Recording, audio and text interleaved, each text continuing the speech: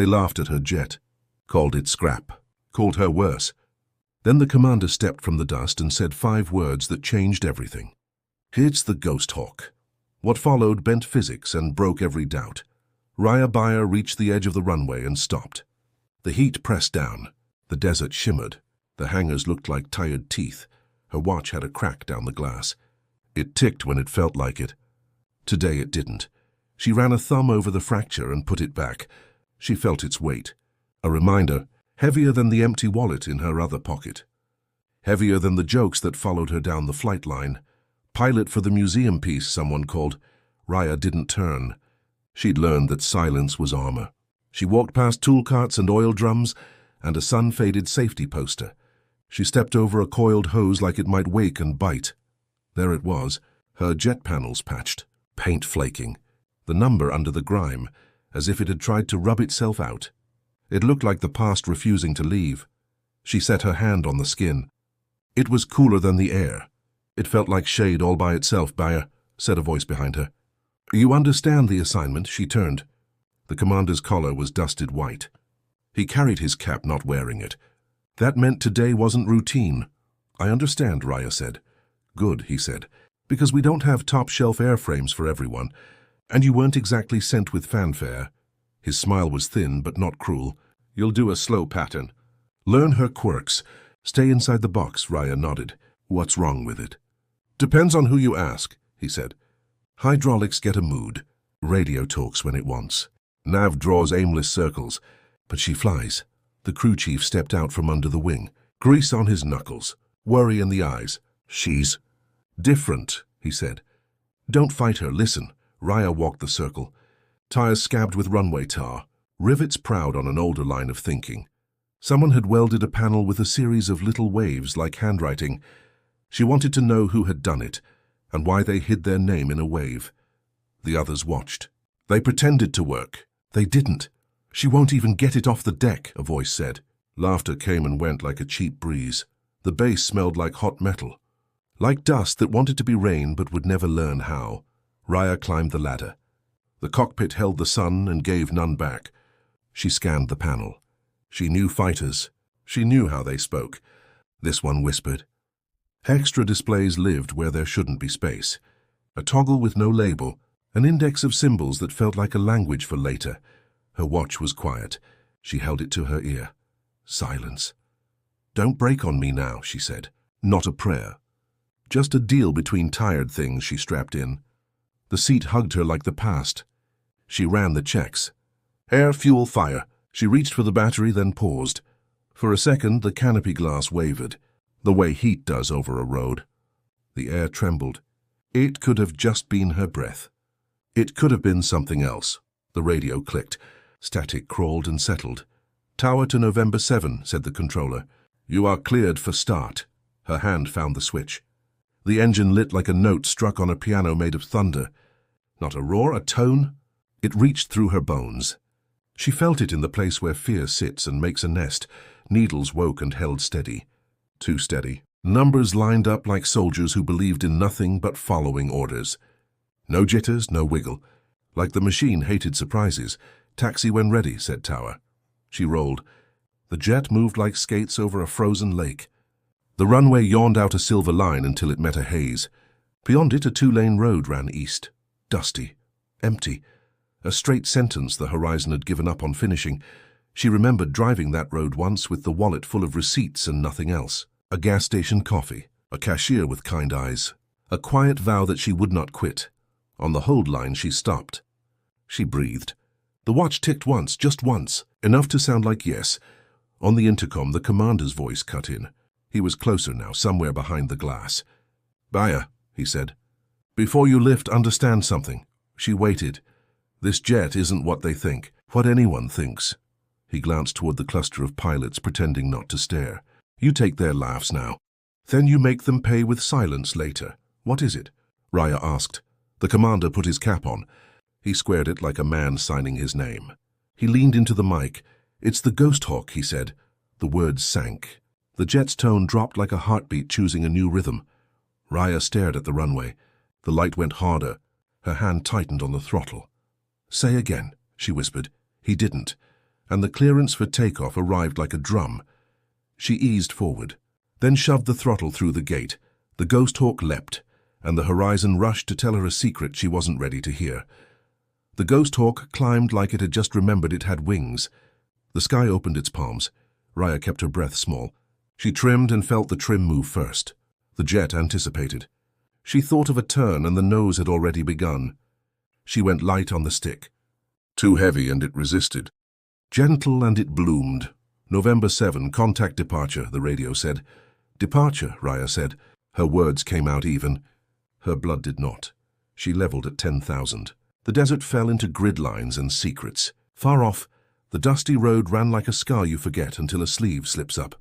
She eased into a bank. The Ghosthawk rolled without a yawn. No lag, no chew in the air. The G-meter nudged right and held there like a cat that has picked your lap. She tried to climb. The altimeter laughed inside the glass. She felt weight, but a softer weight than she knew. A pocket where the world took its hand from her shoulder for a moment. She tested a roll, smooth, then a slice. No buffet, no edge. Just geometry performed by a dancer who had traded one body for another. How are you doing that? Someone asked on a hot mic. She ignored it. She kept flying. The instruments were exact. Exact felt like a lie. Nothing in the sky is exact. There is always a thread loose on the sleeve. Not here, not today. The needles stayed stitched. On the MFD, a page opened that she hadn't called. A simple line diagram of the jet, glowing dots for nodes she didn't know. A circle pulsed near the left intake. When she glanced at it, the circle dimmed as if to say, "Yes, I'm fine, go on." She touched the unlabeled toggle. The canopy darkened a degree, then cleared. It was like dropping into shade under an invisible tree. Her watch thumped her wrist. A single tick. Then quiet, as if embarrassed, she thought back. The road. The wallet that held a driver's license, a folded picture, and numbers that meant not enough. A choice to leave a town that said stay small and be grateful. A mother's call she didn't answer, because sorry can turn to a trap. She pulled to the edge of the restricted zone. The Ghosthawk's radar showed little, then less than little. Her own returns were thin, threadbare. She frowned. She wasn't invisible, she was absent. November 7, status, departure asked. Nominal, Raya said. The word tasted like chalk. Request maneuvering. Approved, came the reply, puzzled. She pushed the jet to the corner. It didn't complain. It seemed relieved, like a sprinter held too long at a jog. Below the base, tiny, uncertain. A row of men who had used the same joke too many times and worn it out. She rolled inverted and hung there a breath. Desert upside down, sky like ocean. A grey line of road where someone could walk until the souls split. The headset crackled. A second channel. It wasn't base. It wasn't known. Welcome back, a voice said. Not human. Not synthetic either. A softness that understood vowels differently. Raya swallowed. Identify, she said. Protocol is a raft. You stand on it even if the river is new. Silence. Then the same tone. Welcome back. She felt her spine go electric and then cold. The Ghosthawk's tone in the fuselage deepened, like the machine breathing in. The unlabeled symbols glowed for a moment and then dimmed. The pulsing dot near the left intake moved, as if the node itself had adjusted closer to her attention. She tried to deny it. The mind makes weather. You can imagine voices out here where clouds are the only crowd. The voice didn't press. It waited. Waiting is the kindest pressure. Raya eased the jet home. The approach felt like a lesson the Earth had written for her and only her. The wheels kissed the runway, not a bounce, not a squeal. The braking felt like she'd reached a hand into a river and closed it on the current. On the taxiway, the crew chief waved, then froze as if he had seen something on the skin that had not been there before. He touched the panel like a person who doesn't want a miracle to notice them. Raya parked. She powered down. The tone faded but did not vanish. It clung to bone. The pilots watched. Their laughter had the wrong shape now. Too flat. Too late. Inside, the commander laid out a map. His eyes moved like a man doing sums and not liking the answer. You put her where no one else could, he said. Raya waited. Her watch was a tiny moon on her wrist. Dead. Bright. You asked what it was, he went on. Now I'll tell you what it is for. She didn't blink. The room was too still for that. He slid a photograph across the table. It showed sky. A streak of something that wasn't air and wasn't machine as anyone knew them. We didn't build that, he said. But it flies near us. It looks at us. And last week it laughed at us. Do we engage? Raya asked. We watch, he said. Until we must do something else. And the jet? The Ghosthawk, he said, giving the name shape again, was made for the kind of watching we can't admit we know how to do. How does it do it? She asked.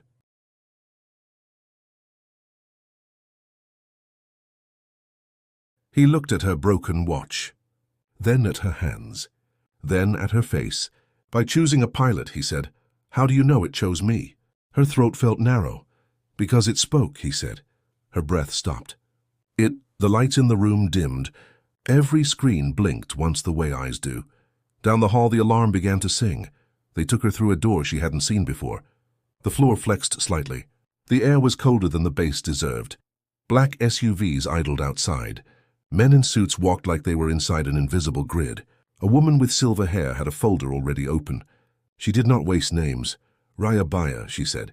You're late to the secret everyone laughs about. Raya didn't answer. A good answer would come out wrong in this room. Screens lit the far wall. Satellites drew thin circles around thicker clouds. One pane showed a blur over water. It left wakes in the air like a ship in heavy seas. It mocks radar, the woman said. But not heat. And not the other thing. What other thing? Raya asked. Call it listening with your bones, the woman said. Call it a sense we file under do not present at budget hearings. The Ghosthawk hears it. You did too. Raya thought of the voice. Welcome back. Like a hand that remembered yours. Reconnaissance. No engagement unless you have to, the commander said. We just want a look. Where? Raya asked. 200 miles off the coast. International air, the woman said. Today, Raya looked down at her wallet. She had slipped it into her flight suit without thinking. She didn't know why. She opened it now. One receipt. A bus ticket stub from a winter that had convinced her to leave. No cash. The emptiness felt clean. She breathed once and put it away. I'll need the crew chief, she said. You'll have him, the woman said. They crossed the hangar. The Ghosthawk was different in a way you could feel under your ribs. Not more powerful, more present. As if someone you loved had just entered the house and you knew before you heard the door. Raya climbed in. The canopy sealed. The tone rose and settled. She put the watch on the glare shield a second and listened to nothing in particular. Ghosthawk 1, said Control on a new channel. Cleared as filed. She rolled. The runway reached for her. The sky let her in. The machine and the person decided the gradient together. At altitude, the ocean was a bruise that kept trying to heal. The horizon was a promise it couldn't keep. Stealth mode, said the woman on the net. It was an order. But it sounded like someone inviting her to stand on thin ice with them. Raya found the unlabeled toggle. The canopy light bent differently. The displays changed their voices. Numbers shifted to fewer decimals. It felt like the moment in a story when the narrator stops telling the truth and tells you something better. Her return on friendly radar went translucent, then absent. Inside the jet, she felt larger and smaller at once. She tracked the blur by what it did to what it passed. The clouds curled. The air peeled back. It didn't care to hide. How it cared to show, she watched. She gathered. She spoke in quiet notes to the people who always wanted more data than there was time to have. Contact turning, she said. It had seen her, or felt her, or simply decided she was less absent than others. It came. Disengage, the woman said. Do not engage, Raya pulled away. The Ghosthawk flowed with her, but the blur matched. The ocean dropped. The sky tilted. The speed made the far places sneer. The blur fired. Not a missile, not heat. A stitch of brightness that folded, unfolded. The Ghosthawk breathed and a field shimmered. The brightness broke itself, as if it had been told a different story at the last second and obeyed. Defensive authority granted, said Control. Calm. Too calm. Raya felt the jet reach for her mind, or her mind reach for it. Not invasive. Not goodbye to self. More like a duet where one player holds the chord and asks you to carry the melody. She didn't answer out loud. She gave consent the way you do when you open your hand. The cockpit went soft around the edges, then sharp. She could taste math. She could hear the torque of screws. She could smell the ocean through sealed glass. The blur fired again. The Ghosthawk moved in a way no one had taught Raya because no one knew how. The world folded like a map someone had folded too many times, and the fold became a road only they could see. The attack missed by an idea instead of a distance. "Do not engage," the woman repeated. But the voice had lost the struggle with awe. Raya lined the blur inside a circle that drew itself on the glass. The circle insisted it knew what it meant to do. She let it. The Ghosthawk answered the second attack with a thread of light that did not look like weaponry so much as a correction to a wrong note. The blur faltered. The ocean rose. The sky turned new. "Return," said Control. Raya did not breathe until the coastline wore its familiar shape. In the mirror of the canopy, she saw her own face, and something in it she had not noticed before. Not a loss, not a gain. A door opened somewhere behind the eyes. She set the jet down. She rolled clear. The crew chief touched the skin again like prayer was a mechanical process. In the briefing room, they wanted every verb. She gave them some. She kept one for later. When she left, the hall light flickered. Her watch ticked twice. The second hand jumped forward and then stuck on the crack. The commander was waiting at the end of the corridor. He held another folder. He didn't look happy. He didn't look scared. "We found pieces," he said. "Not ours." "Not theirs. If theirs is a thing we can point to. I need you to see this." He opened the folder. Raya saw a photograph and forgot how to make her body do small things like swallow. The photograph was a pile of not metal that had changed its mind. Edges melted and then not. Color that moved when you blinked. A geometry that wanted a different number of dimensions, but settled for pretending. "This came from the ocean," the silver-haired woman said. "We had to lie 3 times to get the ship that lifted it to ask fewer questions." Raya reached out. She didn't touch the photo. Touching would have made it true too fast. "Is it alive?" she asked. "That," the woman said, "is a word with more politics than science." A scientist stepped forward. He wore exhaustion like a second lab coat. "Some components look grown," he said. "Not printed. Not machined." As if something had been told be a wing, and it obeyed over the course of a childhood. Raya remembered a field of corn back home. The wind combing it east, the road beside it, dust in her teeth. The taste of leaving because staying could ruin a person. "What does it mean for us?" she asked. "That you're not just good for morale," the commander said. "You're necessary." The suits drew up a new plan. Words like escalation ladder and non-attributable. Raya watched their hands. Confident hands. Tidy gestures over untidy facts. After midnight, the hangar hummed. Technicians added cables to the Ghosthawk-like veins. The crew chief's voice went rough with warnings. He looked at Raya as if the sky had asked to borrow her, and he was not sure it would return her by sundown. "What are we doing?" she asked him. "Letting it hear you better," he said. "And you it." The helmet, he nodded. He lifted a thing that belonged in a museum that had not opened yet. It bristled with light. It pulsed very faint like a heartbeat you take on faith. "You don't have to," he said quietly. "There's always a way to pretend we never had this talk." Raya looked at her empty wallet. She looked at the broken watch. Her life had been a series of thin bridges. "You don't stand on all of them." "You cross." "I do," she said. The helmet settled. It was cold and then nothing. Sensors kissed skin. Data brushed the back of her eyes. The consonants of the world sharpened. "Ghosthawk 1, said the woman. "Confirm responsiveness." "Responsive," Raya said, and heard 2 voices, hers, and a harmony that made the syllables feel less alone. "Begin integration," the scientist said. Both thrilled and afraid, the jet unfolded around her. Not physically, in meaning. Her awareness unlatched and flowed into spaces that her body had never asked for. She felt gravity's mood swing. She felt the Earth's slow turn and loved it like kin. She felt the Ghosthawk regard her with a patience that you might call mercy, if you needed a word humans knew. "Hello," the not voice said. It was not quite words. It was a shape of welcome. Raya let it in. The runway became a suggestion. The hangar roof ceased to be a ceiling and became a paragraph. "Begin," said the woman. They launched. The Ghosthawk did not rush. It unfolded speed with ceremony. The stars stayed where they were and then were closer. Then were nowhere the way math can be nowhere but still make a house. "Multiple contacts worldwide," said a controller who had not slept in a day and hoped to be worthy of being awake. "Pacific, Atlantic, Indian, it's a pattern." "We'll look," Raya said. and the Ghosthawk agreed from the inside of her teeth. They found the first craft where the ocean forgot to breathe for a second. It moved like a bird in a story that hadn't decided what birds were. "Observe," said the woman. Raya watched. She let the Ghosthawk watch with her. Data told her yes and no with new inflections. The other craft flickered across something the way a hand skims over fire to prove wrong a teacher's rule. "Second contact," Control said. They folded space.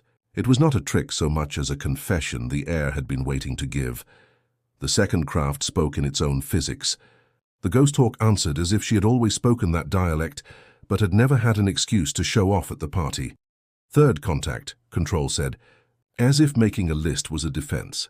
They saw a set of machines that were not machines. A flock of ideas barely committed to form.